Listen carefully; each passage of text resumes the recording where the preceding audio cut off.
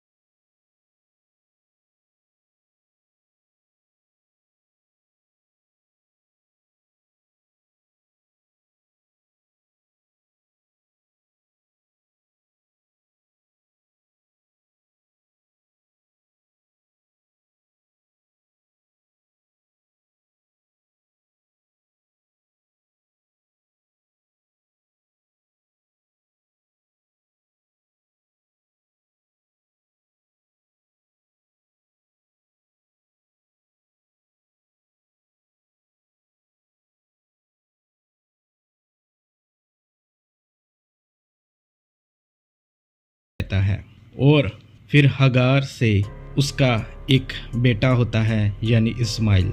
और अब्राहम सोचता है कि शायद परमेश्वर इसी तरह अपना वादा पूरा करेगा, लेकिन परमेश्वर की ये योजना नहीं थी।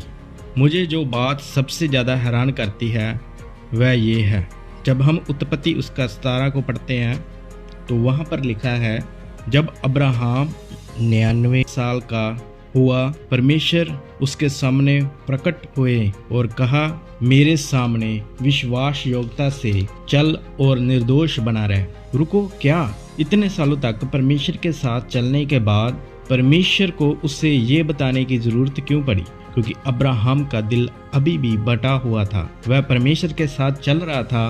हाँ, उसकी नजर अपनी संसारिक आशीषों, अपनी दौलत और संपत्ति और अपनी तत्कालिक चिंताओं पर थी। जब अब्राहम ने परमेश्वर की ये आवाज को सुना तो वह मुंह के बल धरती पर गिरा और अंगीकार किया। फिर परमेश्वर ने उसे अपनी आशीष दी और उसे उसकी पत्नी सारा के द्वारा वह वादे का पुत्र मिला, जिसका नाम इसहाक है। और इसहाक का मतलब है लाफ यानी कि हंसी। और इसहाक के वंश से यीशु पैदा हुए, जो पूरी दुनिया के लिए आशीष का कारण ठहरे। विश्वासी होने के बावजूद हम परमेश्वर के साथ चल सकते हैं, लेकिन फिर भी हमारा ध्यान गलत चीजों पर ही लगा रहता है और अपनी जरूरतों की चिंता करते रहते हैं। लेकिन प्रभु यीशु मसीह ने मत्ती उसके 6 अध्याय में कहा है, पहले परमेश्वर के राज्य की खोज करो और ये सब वस्तुएं भी तुम्हें मिल जाएंगी। परमेश्वर के समय पर भरोसा रखो, उसकी आशीषें हमारे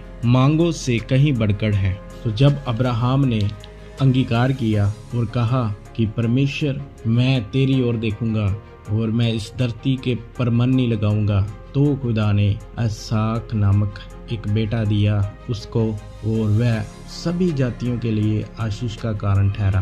तो परमेश्वर ने उसमें से अपनी जाति को बनाया और आज हम देखते हैं कि उसी के वंश में से जो यहूदी कौम पैदा हुई और यहूदियों में यीशु मसीह पैदा हुआ और आज सभी जातियों के लिए वह अब्राहम का अंश आशीष का कारण ठहरा। God bless you all. इस वीडियो को शेयर करें, लाइक करें, कमेंट करें और चैनल को सब्सक्राइब करें। धन्यवाद।